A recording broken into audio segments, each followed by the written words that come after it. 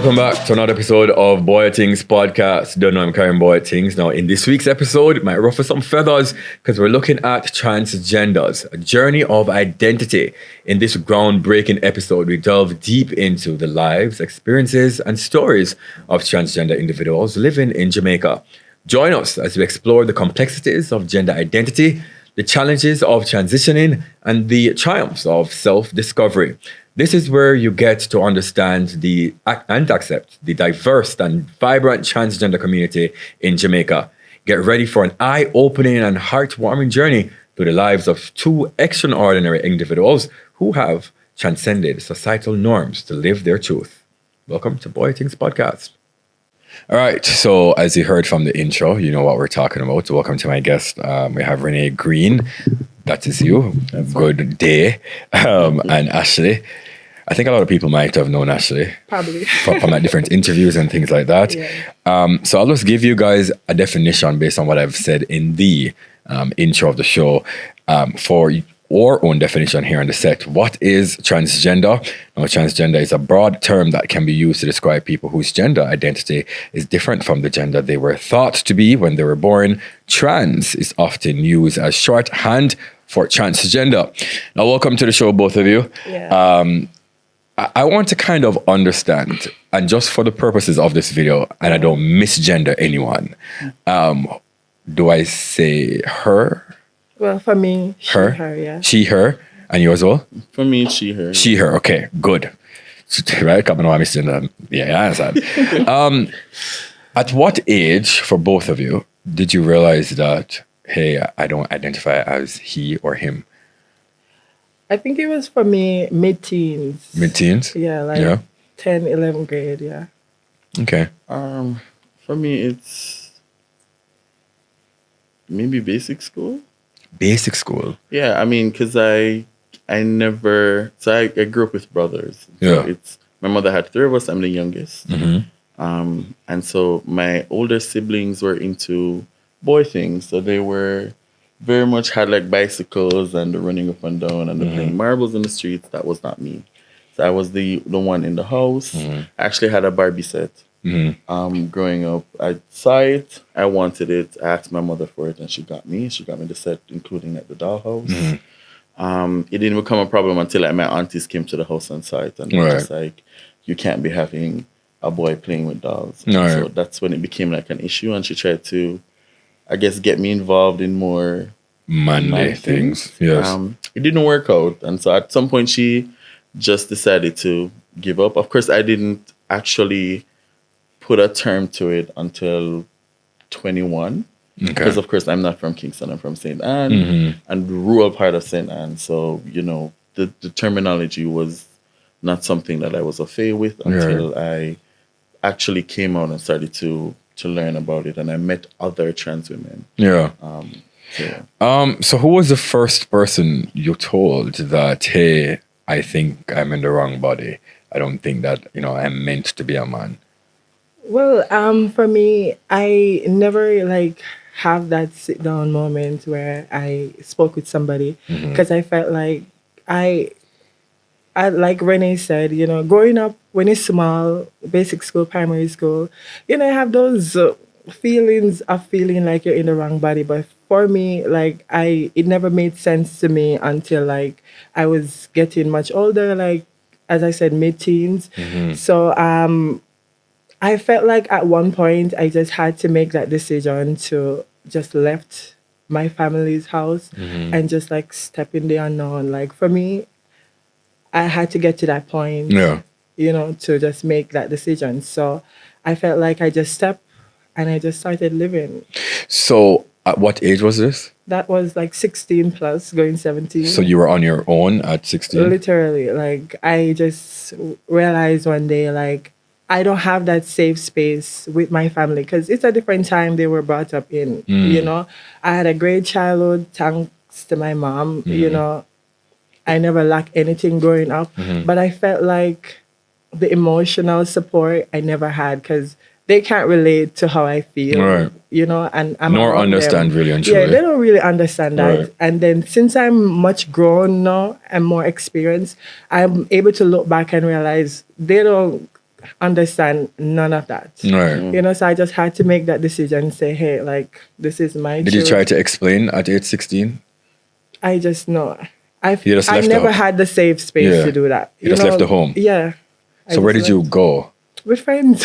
In the same community? No, not in the same community. Like, I met friends out Yeah. and started living with friends, sofa surfing, and like, you know, until I'm able to like be independent on my own. Yeah. Now, for you, Renee, who was the first person you told that you are maybe in the wrong body? Actually, my friends told me. So it's Oh, not your like- friends told you? Yeah, because at that point I had already come out to my mother and my brother that I was, at the time I thought I was gay. I thought I was just an effeminate gay man who liked to dress in girly things.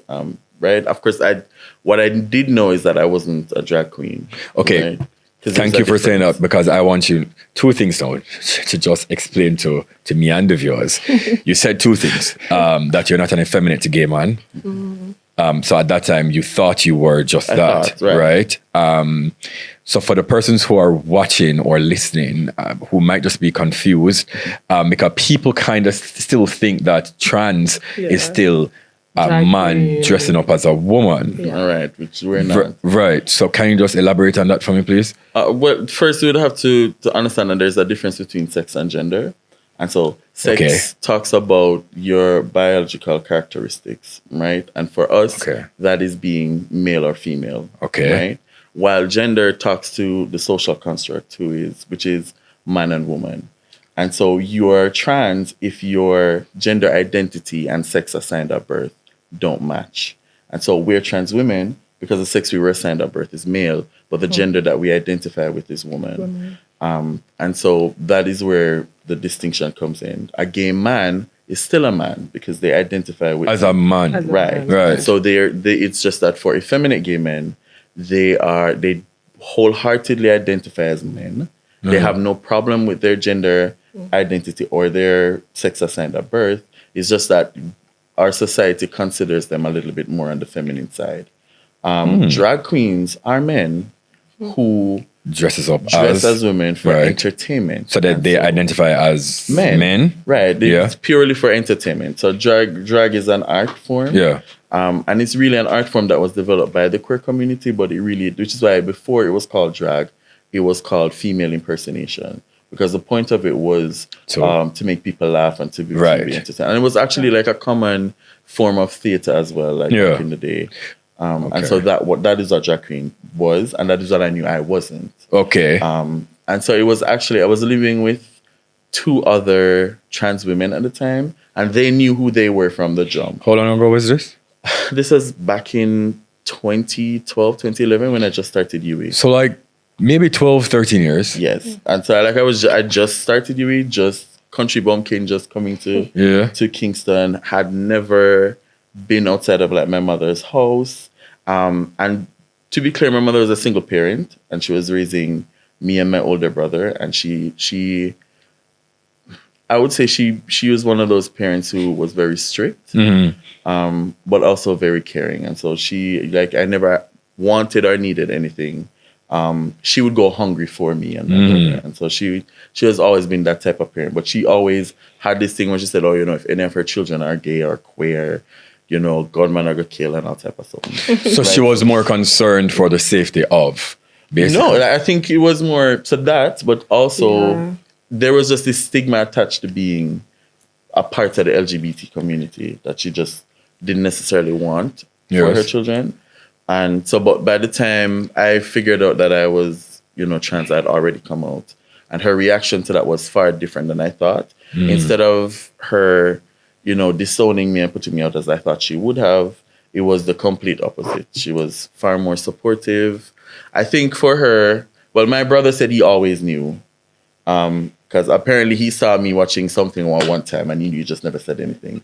Yeah. And so for him, he was just like, friend, I was just waiting on you to say something. And I feel like a lot of relatives, they know it. Because my female cousins, my friends at schools, I mean, like, The only They difference knew. is now I'm more open. But, yeah, you know, like a lot of people after said Yeah. that they always knew. But my brother there was really surprising because he's a man's man. Yeah. He's a gangster, walk on bunks, Yeah. heavy, thicker than bread, and all the things that man. And so for him, he was just like, because when we had the conversation and I said to him, "How do you feel about it?" He was just like, "How am I supposed to feel about it? I love you just the same. Yeah. And you're still my by the time my brother, and we're good." And now he knows I'm trans and he's okay with that too. He's still working on the terminology, so I have to give him a pass. Yeah. Listen, I had to just be taught a crash course just now because I do have a lot of questions and I'm so intrigued. But so okay, transgender, you're transitioning into. You're already transitioned. Oh, so you've already woman is transitioned. Okay. transition. I identify as a trans woman. So have you done surgeries and things like that? No. But Just cosmetics. When you do surgery, then you become transsexual. Yeah. So that's so transsexual is after you've done surgeries. And really? Yeah. So you have pre and post. I'm post because I've started some procedures already. Like what exactly have you done? I'm on HRTs and I did like a first round of like body stuff, particularly around the chest area. HRTs is which is hormone replacement therapy because if you want to transition, you do have to be on hormones for at least 2 years so that your body can get used to it, and then of course you do surgery to either augment your breasts, to give you a figure and a shape and stuff. Okay. At what time did you really, really understand that, hey, or at what age? Like you really understand all of the terminologies and you understood I think hey. As, because even when I step out and live with friends, you know, I was still figuring out like myself, you know, but I knew I had to like make that decision. Probably I make it too quick, but looking back, I don't have any regrets, you know, but it's not until you're around like 20, 21, you know, where, you know, you have to start to be independent and figuring out, you know, can't live on friends, can't depend on friends. You have to figure it out on your own. Then you realize, well, you know, you have to make sense and you start to grow. You know, you start to grow the way you usually think at 16, 17, when you're 21, you start to grow. Not much, but you kind of understand like certain terminology and you start to figure out your feelings. You know, you start to feel more attracted to whoever it is you may like, you know. So as you grow older, you get more knowledge and understanding and make sense of the feelings that you couldn't have. Because when you're much younger, for me personally, when I'm speaking, like when I was much younger, like I felt different, but I couldn't make sense. Like, because up to this day, I am still learning about the labels, like, I'm still learning it just the same as everybody else. But when I was much younger, I couldn't make sense of it until I was like in my early 20s. I had the benefit of having people who knew already. And so like the people I was living with, they could actually teach you. Because they were also in advocacy. So like they were doing a lot of the work already around like trans people and being visible. And so, you know, when they said it to me the first time to say, "Girl, you do realize that you're trans, right?" And I was just like, "No, I'm not a drag queen." And they're like, "It's not the same thing." And so they had to teach me. And then, you know, it took like a really long time of self-reflection to realize that, you know, they were right. It was something I had to admit to myself too, that I really was not the same as everyone else. How long on that process of actually admitting to yourself that, you know, you are now going to be identifying as a trans person or trans woman, yes? Please, if I'm mislabeling, like, just correct me now, please. Right. So how long though? Because you were saying something earlier and I kind of wanted to ask you, from the age 16 to 21, that's like a 5-year gap, right? Did you at any point during those 5 years say, maybe I'm making the wrong choice at any time at all? Of course you do. You deal with those reflections of like, you know, is it a bad decision? But then now, you know, that's where self-awareness comes in place. You know, you have to be aware, like, of the choices that you're making and understanding that you have to show up for yourself. Because if you don't show up for yourself, nobody show up is, for you. you know. And even though we have our parents, and as I said, I never felt that comfortable that I could have that part of conversation. And personally, I didn't even know what I identify as until I started to go to like Transwave, which is Renee's. She's the ED now, but Transwave and like Equality JA, and they started to create a space where you could go for sensitization sessions, and you know. A lot of those helped me make sense of my feelings, you know, because I never had the luxury of having friends, you know, that were in the advocacy field, that were I can also doing teach it you like, about. like Renee, So I had a rough start. Let me just ask you though, because you said earlier too that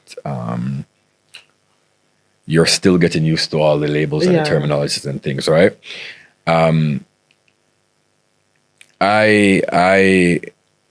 I've seen conversations a lot on social media about misgendering and you know how people can, you know, come off as we're not sensitive to the different labels and terminologies.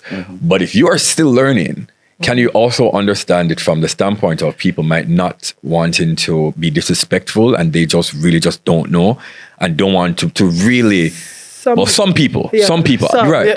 So the ones who really want to learn and, you know, who really want to, you know, not misgender, but they just don't really understand or just don't really understand the terminologies and the different things that comes with it. It really boils down to the intention, because, I mean, like some people, as you said, are very, you know, vindictive. They will go out of their way to misgender you, you know, just kind of be like malicious, petty.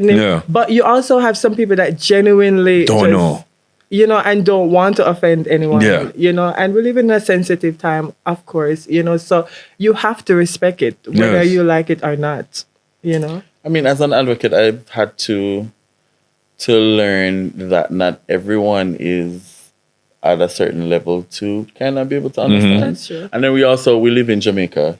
We're taught and we're raised to understand and believe and accept certain things. And so the entire, even though it is who we are, it is a lot of unlearning. It took out a lot of unlearning for us as well. And so at least for me, the expectation that it's going to take unlearning for other people who we're trying to help to get to understand us, it's the same. I'm glad that you said that you live in Jamaica, because Jamaica can be a very homophobic country. You have to be, it's not for the weak. Yes. You know, because I was just about to ask you though, like outside of your family, because you already spoke about that, but like, getting accepted in Jamaica, because I've seen it outside a lot of parties, they break a lot of places, all these things.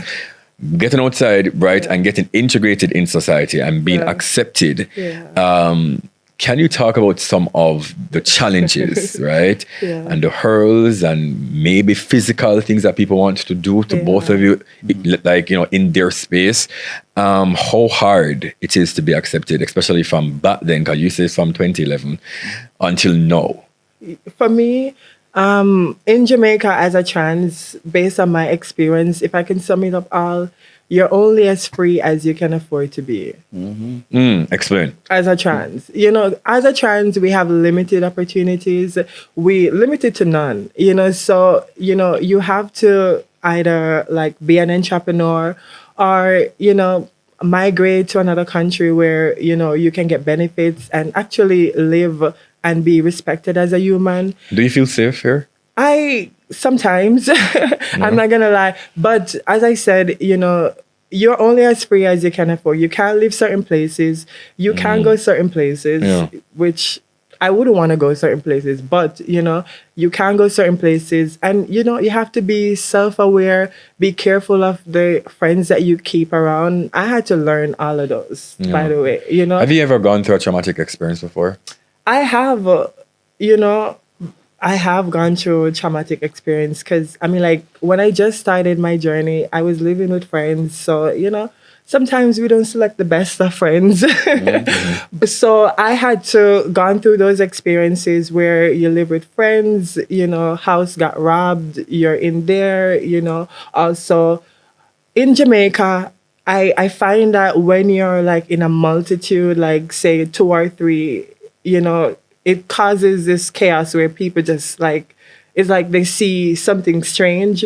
But I feel like for me personally, where I am now, I do a lot of the things on my own by myself. So a lot of the friends that I used to have, I don't have those no more. They either migrated, dead, or we don't share the same space anymore. Have either of you ever been physically harmed? I have. Just walking the streets? Really? Yeah. And even by family too. When my mother died, and we had her night at my cousin's house, against my brother's wishes, to be fair, because he wanted to have it at our house. But then our oldest brother was saying our house is maybe too small to house the people. And I went, and my cousin had asked me to stay over, and I guess she didn't tell her father, who's like my uncle. Yeah. But technically he's my cousin. My mother is older. She had me late in life. She had me and my brother late in life because we're 2 years apart. And so technically he is her nephew. And so his mother is my aunt. And I think by the ending of the night, I was getting ready, and then all of a sudden he was just like, "Oh, you can't stay." Of course, my older brother had already left, and he was just like, "Are you sure you're not coming home?" Because he drove, and I was just like, "No, man, they said I should stay." But anyways, long and short, they started to kind of attack me and to stone me, and I had to leave. The entire... That side of the family. How many persons? To be honest, I can't even remember. And they stoned you? Yes. And my brother wanted to, because when I called him, he was coming in the car to go up there to fight them, and I was just like, that don't make no sense. You won on like a multitude of people. It makes no sense. Were you badly harmed? No, thankfully. No? And like I said, my brother, he met me partway because I already had left. So and it was just like late early in the morning. It was like maybe like 2 a.m. And so he came to meet me. And so since then, he hasn't spoken to them, and I haven't spoken to them. Yeah. Like I said, like he's my biggest supporter. Have you ever been just walking like on the road or just minding your business? All the time. This is Jamaica. I mean, you could be minding your business and but for me, I don't go certain places, and I honestly don't mind that because I know the country that I live in, so I know I'm not going to go a certain place and expect people to mind their business, expect a classy behavior. Like, you just don't go there, So if I go out of my way to go there, then, I have to deal with the consequences. Though, sometimes you go certain places and it's like a mixed crowd. So you have some people there that, just like to be seen, But for me, I try to, I do my thing by myself in terms of, how I navigate. I do have friends that I go out with, socialize with, but for the most part of it, I like to do my own thing. Do you feel scared living in Jamaica? Sometimes. I'll say sometimes. I think, mind you, I'm visible because of the work I do. Yeah. My friends are visible because most of us are in advocacy too. They just don't care. And I will say, because they go everywhere. They go to Strictly. They go to all the things very much as their authentic selves. And, but the thing is, you do have to keep in the back of your mind that maybe someone may attack you. And so you have to be prepared. Yeah.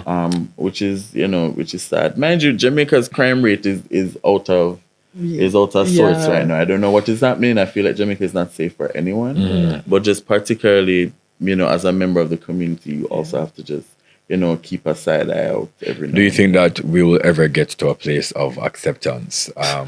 A society, not like 100%, obviously, because nowhere in the world, to me, you really have people, like everybody just accepting. But do you think that we'll get more accepting moving forward? I think so. Yeah. I mean, more accepting, yes. but not much. You know, Yeah. it's Jamaica.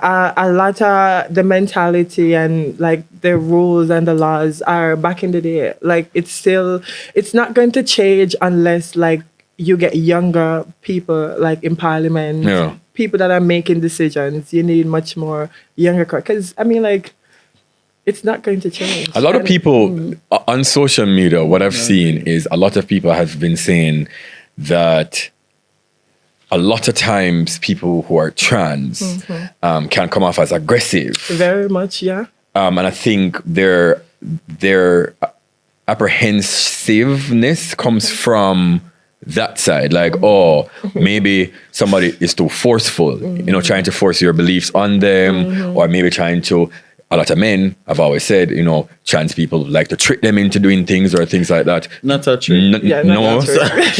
Wait, not a trick. Reverse psychology, yeah. Reverse psychology. Yeah, but there is some truth to that. Yes. Everything in life is you have good and bad. Yeah. In the church, you have good and bad. Out there, you have good and bad. People you look up to, sometimes you just know the good side of them. Yeah. You know, And to be honest, but so you true. also have Aggressiveness. you have trans that are very aggressive and vulgar, but that doesn't every trans are not the same.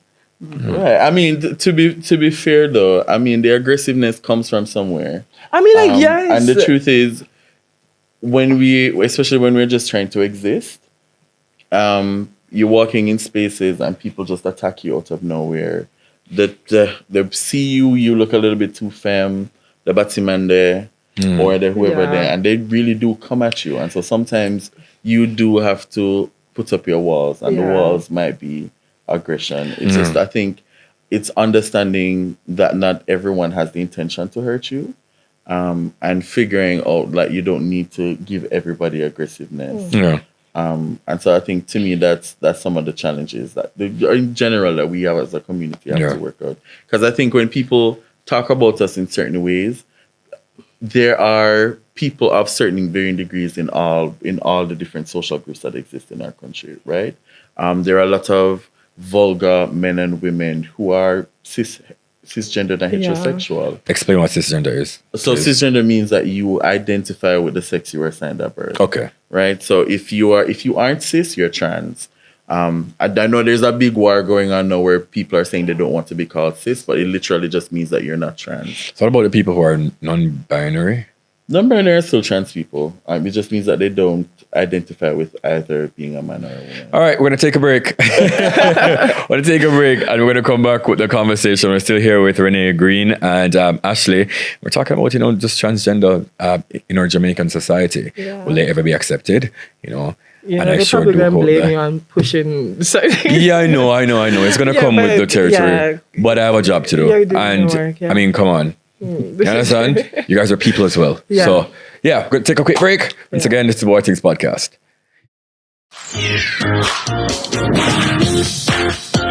Hi, my name is Joseph Johnson, executive chef and owner of Peckish. Peckish is known for our daily delicious lunch service. But what you might not know is that we do catering or catering services for every special occasion that you might have. Your birthday, your baby shower, definitely your wedding, your special day, call us.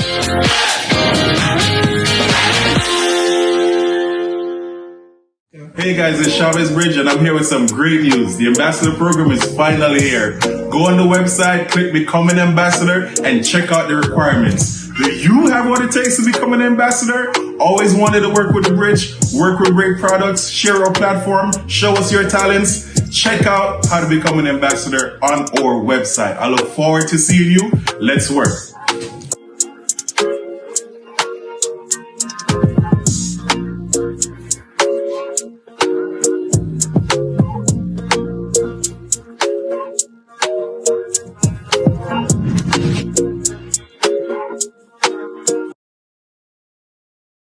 All right, so we're back on Boy Things Podcast. This episode is about transgenders, living transgender in Jamaica. And we have here Renee Green and we have Ashley. So before the break, Ashley was saying to me that enough people got bunny out for this. And so we're talking during the break and I said, to be honest, when I started this podcast, it was about talking about taboo and unconventional topics.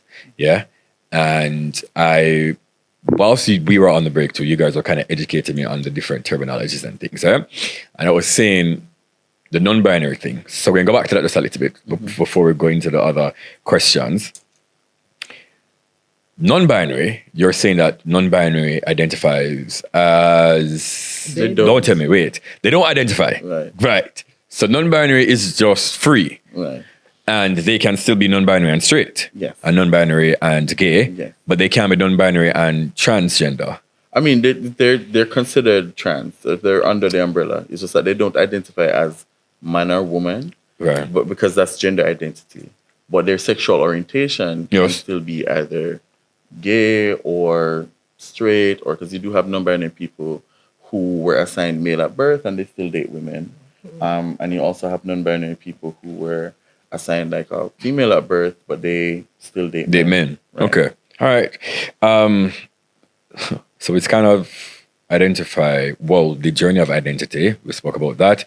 We spoke about, the formative years, the earlier years, things like that. So now we're going to get into how you survive in Jamaica. Okay. How do you live now? Because I don't think that both of you, because you're in advocacy, Ashley is outside. Yeah. I don't think that But not just outside. Right. But yeah. And also advocating and also doing interviews and things like that to try to normalize the conversation surrounding. Yeah. So I'm assuming that you guys are not in hiding in any way, shape, or form. All on the family, everybody. No. This is how you look every single day, outside, inside, whatever the case is. Well, usually in a short shorts and things. Outside. Yes.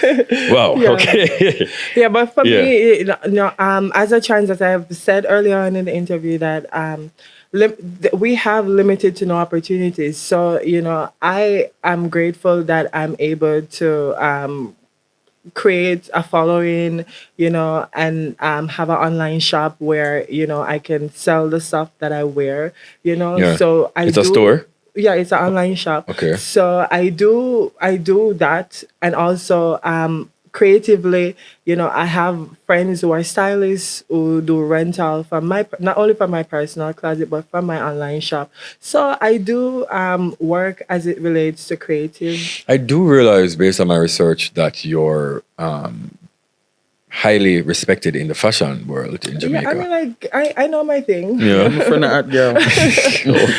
But fashion is my passion. Yeah. I love it, and I just want to be able to create. As I said, the opportunities are limited, but they come, and when they come, I make the best of it. Okay. Can we also... Okay.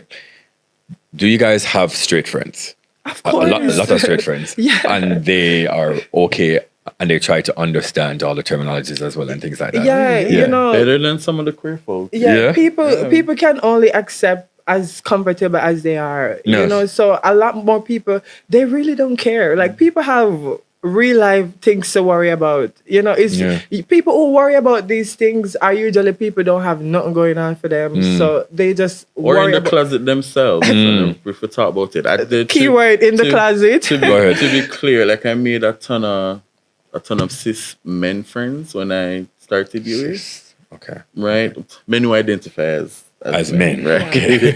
And who are very much, straight. They're not attracted to trans women. But, they treat me with such respect. And they treat all trans people with such respect. It's not, it's so, and so for me, and even one of them said to me, that he doesn't understand homophobia, because if he's a straight man who is not attracted to men in any way, why should it bother him that other men are attracted to men? Yeah. Do you think, though, it kind of boils down to their upbringing? Because It does. I tend to realize that men who are more cultured, who maybe travel the world, who maybe come from a different socioeconomic background, they're more understanding and accepting. And I kind of feel like men who, comes from different, space in Jamaica, they are the ones who are more aggressive. Yeah. Yes No, or for no? sure. And Yeah. sometimes homophobia is performative as well. Yeah, You know, it the is, friendships, especially in the friend Jamaica. groups. It is very performative. You have a one friend who is homophobic Like, and you feel like you have to be, even though that Yeah. might not be how you necessarily feel about the Feel. whole situation. Yeah, because And so, you have yeah. a lot of guys, that are DL, down low, and, for them, they are not comfortable in being open. Some, that's where they get to, that them are the most where, like, burn it out. I'm not talking about the DL men at all. my dear. Like, That's about what? The DL men at all. yeah, I'm like, not even gonna mention it's them. big in Jamaica, but also it's society, but most of them are homophobic. The DL, most of them. So for me, when it comes to dating, that's where it gets challenging also for me, because I can't date anybody, and for a guy to especially date me, like seriously date, court me and stuff like that, is, it usually is not Jamaican, Right. and So it's hard to date in Jamaica. yeah, as like, because then you think about your safety. For me, like the guys that I'm attracted to, like I personally can't date a gay man, but I have a lot of like Hold on. like I can't date a man that identify like as a gay. Explain, please, Like, because I know my viewers were confused. a man that is fully attracted to a man. I've never been lucky to be attracted to those. Really? No. She's a Explain. woman.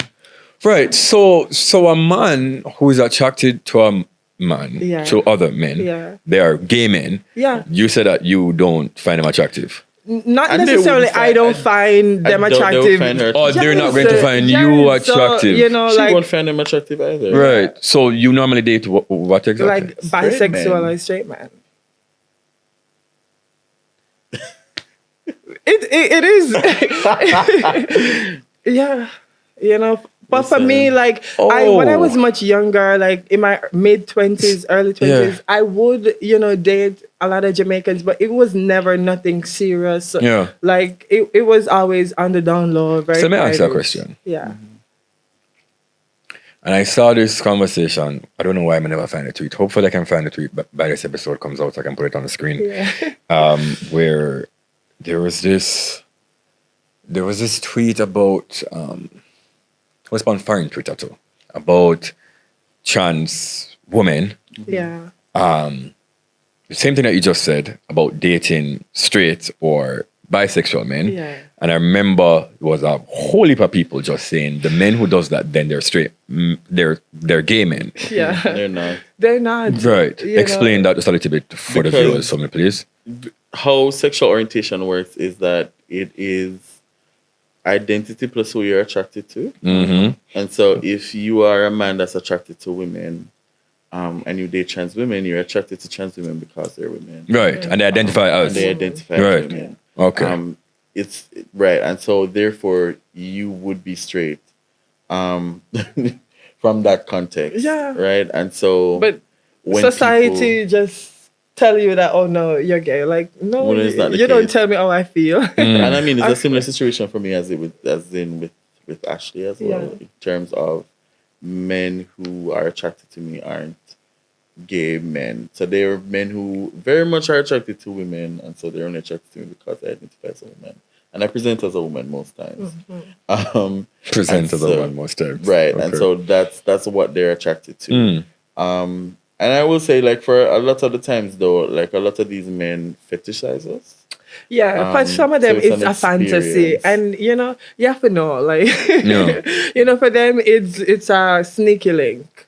Yeah, And which is why Intriguing. when it was brought up about, girls tricking, and I'm not saying that it doesn't happen. it does. Right? Yeah, But what I will say though is that the percentage of which it happens is far less than people make it seem to be. Tricking Yeah. men Right. into having Because sex I with will you. tell you that my profiles all say I'm a trans woman, and I don't reach out to people. So I don't go online Like- and say, hi, I want to hook up with you. No, I don't. no, They're the like, ones who find They're always the one. my like, DMs to find my say, page. they're know. interested in doing whatever. And I these are- sometimes I go out and guys will see me And it's not until you go home and you go in a DM, you be like, "Hey, I saw you tonight." Like, so and so, like In Jamaica. Yes.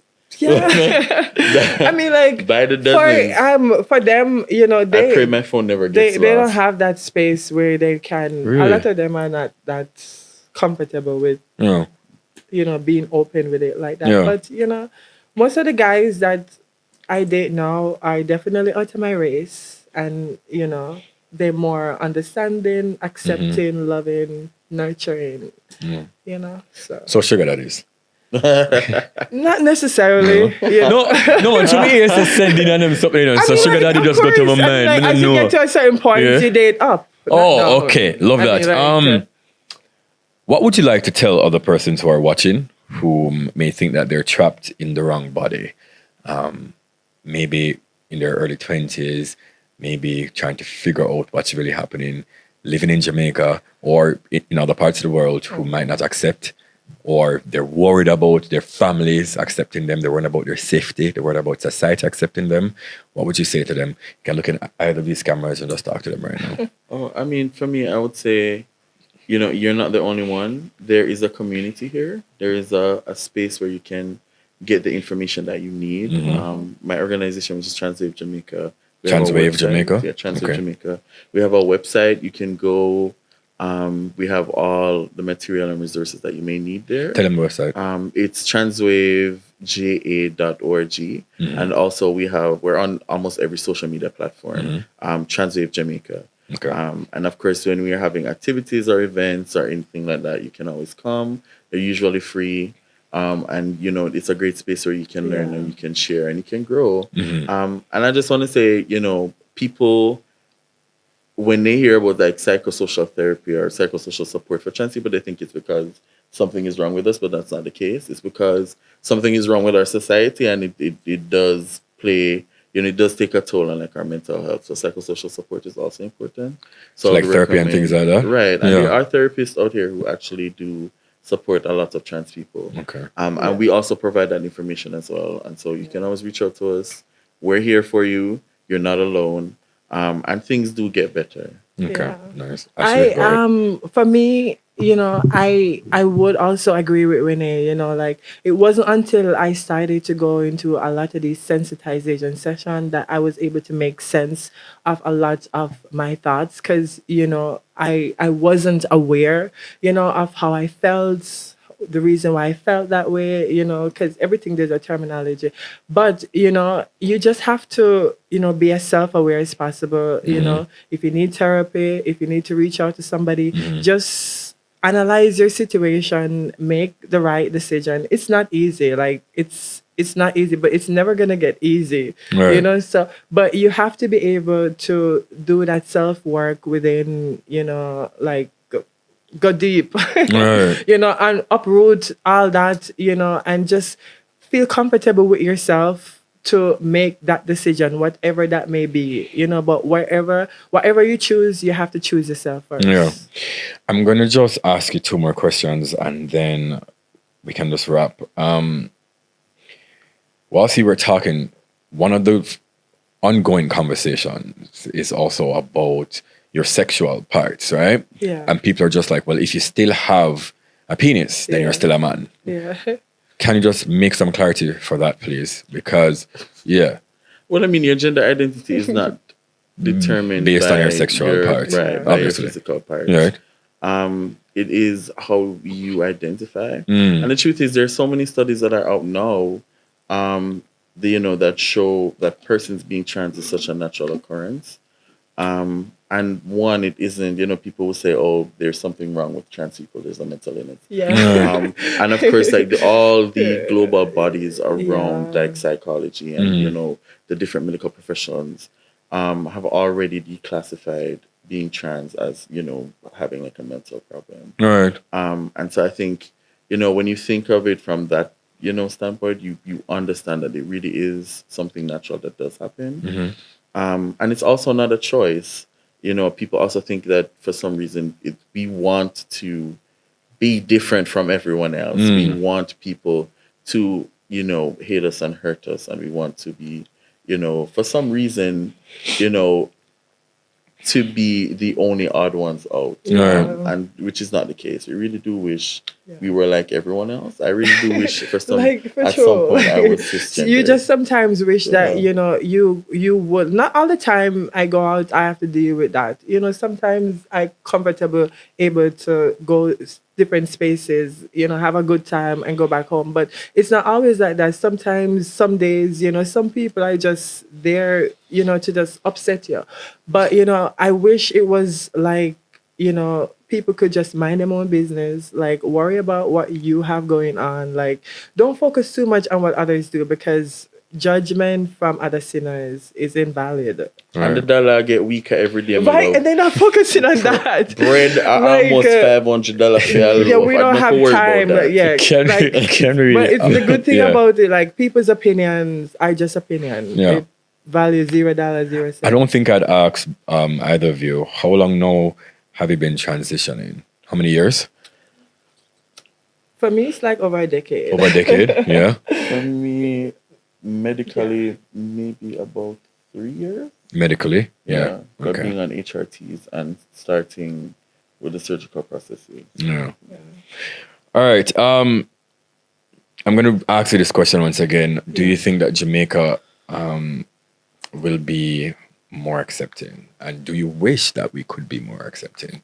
I say yes. I mean, Ashley said no, but I say yes. I say yes, no, because I definitely, you know, now than then, it's like we have made progress in terms of like visibility and people getting comfortable to go to different spaces. There has been progress, you know, but we can't forget where we are, like Jamaica. How far way to go? Yeah, I mean, you know, I think in the region, in general, there's a long way to go, but we're seeing shifts. Yeah. And I think that's important. I mean, before, like when I just came out and I just started in advocacy, at least 2 trans persons were killed every year. And then it went down to 1. And then so far, for the last 2 or 3 years, we haven't had any murders. And to me, that's something that's significant. It means that, you know, and of course, there have been far less and less more instances of people reporting being attacked.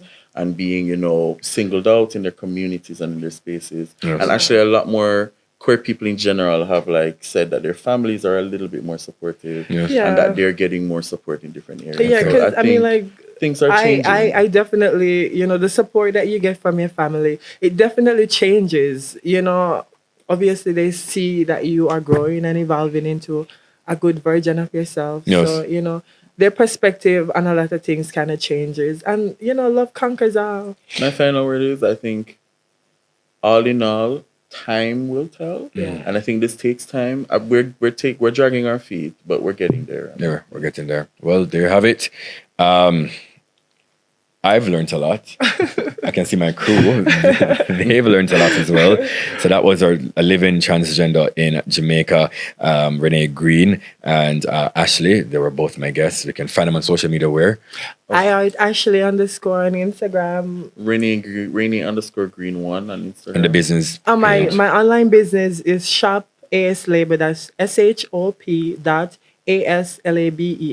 And for me, it's Transwave Jamaica. Transwave Jamaica. On all platforms. All right, well, there you have it. Thank you guys for coming. You. And I never meant guys like guys. No, okay, please. Friend yourself. I mean, like, come on. So there you have it. Ashley and Renee Green. And we spoke about transgenders, you know, living transgender in Jamaica. I just want to take this time to just say that you don't have to accept every single thing, but what you can be is respectful to other people's beliefs and opinions and their views.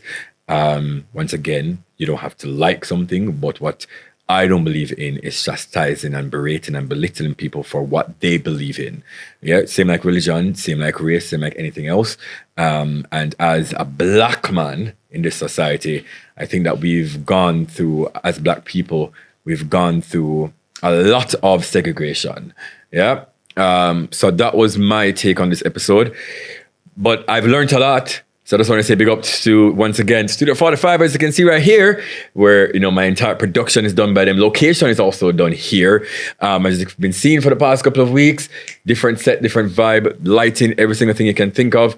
They're located 30 to 32 Red Road, unit number 45. Once again, if you're telling me, say, Karen Boy, I think, say, you might never know. You might get a little package and little thing. So some all content creators for every single thing, for movies, videos, pictures, whatever it is that you may want, they have you covered. Also, my shirt today, nice, like a sweater and so on and so on. So, my Bridge Official, you can also go ahead and follow them on social media. And you get 30% off any item in the store. Once you say, Boy Things, you get a discount. And also my main sponsor, Peckish JA. If you tell them Boy Things, you also can get a free appetizer with any catering. You understand? So big up on yourself. Once again, like, subscribe, share, and comment below your thoughts. Once again, you are great. You have a purpose. Continue going. Continue pushing. There's light at the end of the tunnel. Yeah, things. So I'm carrying Boy Things. Until next week, Sunday, this is Boy Things Podcast.